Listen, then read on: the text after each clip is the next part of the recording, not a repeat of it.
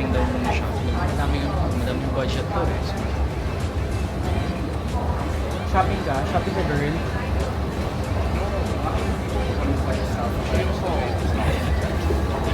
Tingnan natin. Diba? Kasi pupunta tayo sa favorite na shop dito, di ba? Kasi medyo okay siya. Look.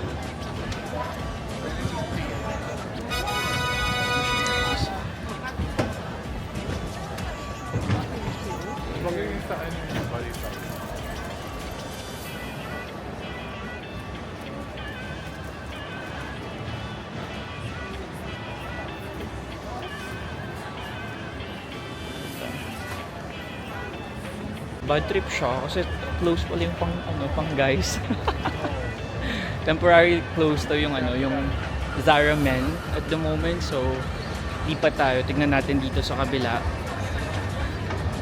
Here, Pull and Bear, and then we'll look for Bershka din afterwards, or we'll go to Bershka afterwards. Ito naman siya. Ito yung problema kapag madaming time, no? Madami ka din time for gastos. So, yeah, look at that. Sad na naman siya. Hindi pala sila sale, guys. So, hindi sila sale, no? Sad naman.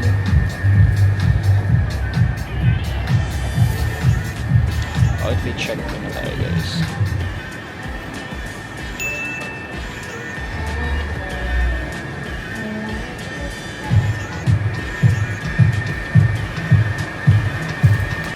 Mangyayari pala talaga dito, guys, shopping muna, no? Shopping. Kasi sarado naman kasi. So ito naman yung next nating gusto, Bershka. Kasi mga lang ba, sometimes pag nagsa-sale sila sobrang affordable and all that. So yeah, let's have a look. Right? Tsaka maganda yung mga pieces nila. So nice. Look, oh. Look at that.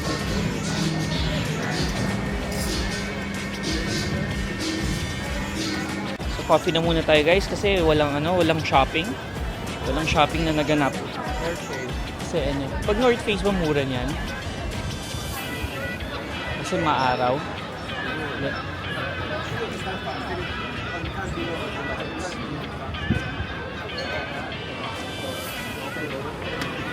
Thank you, sir. Ayan.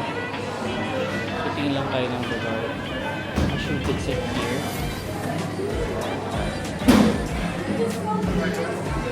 Oh, dito na. Dito daw pala tayo. Meron tayong product showcase. Gusto mo yun? Tada! Ano? Ikaw, anong kukunin mo? Ayun, ganyan yung sinasabi ko, di ba? Diba? Sinasabi ko sa kanya yun, guys. Tapos sabi niya, tinitingnan naman daw niya yung screen. Diba? Pero nakita sa akin langit. Very good. Ayun, sinisit. We'll just wait here na lang.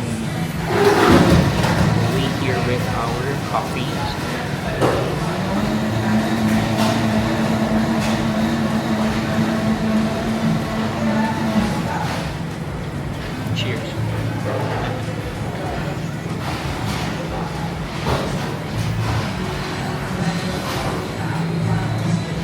Sabi ko sa kanya, dagdagan niya ng extra shots. So this is the one that we've had.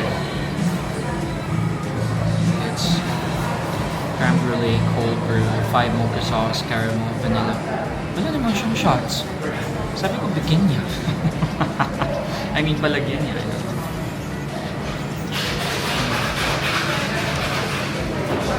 But anyway, it's so good. So yeah, guys, nag-aantay na lang kami ng oras na ito so we could have our afternoon tea. That will be for like siguro mga 2 hours on max. Then after that, magpe-prepare na kami for the show, yung The Wicked. No? First time kung first time. Actually, nakikita ko na siya panay, di ba? Pero to be fair, I have no idea Hindi ko naman talaga alam kung ano siya. So first time, makikita natin siya it's gonna be like a theater show. So, hindi ko din alam sa kasi siya yung nag-book. So, we'll show it to you guys later. Okay? Sarap ba? Ayan siya.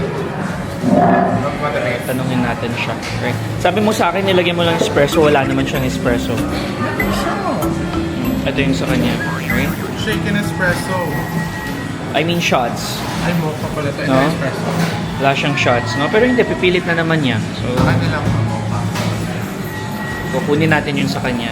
This one. Kasi this one's mine. Gusto ko kasi ng kape talaga, guys. Though, nag-coffee na kami earlier, di ba? Coffee na tayo. Pero mabilisan lang.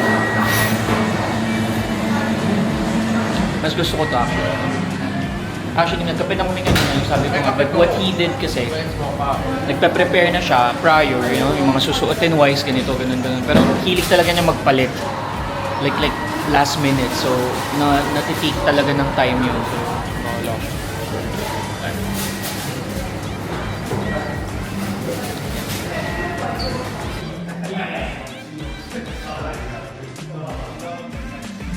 Hala. Uy.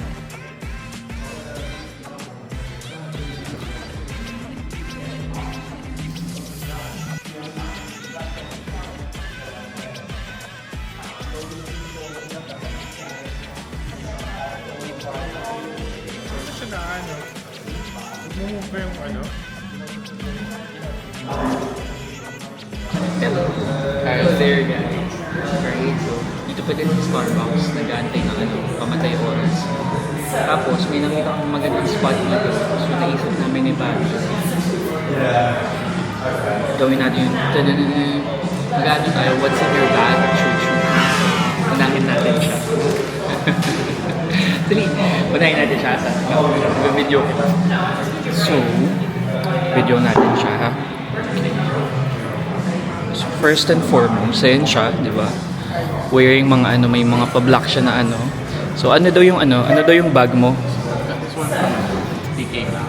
Maison Margiela daw. Chok. DK lang pa. Mga tote bags lang. Tsaka yung snacks namin kanina. Ano daw? Ano yung nasa loob ng bag mo? Just another tote. Kasi maano kami eh. Kanina sa Nagpe-prepare kami for the gastos. So, ilabas mo siya para makita nila. No, another Ay, that's the one that we bought sa di ba? Game of Thrones Studio Tour. And some shades.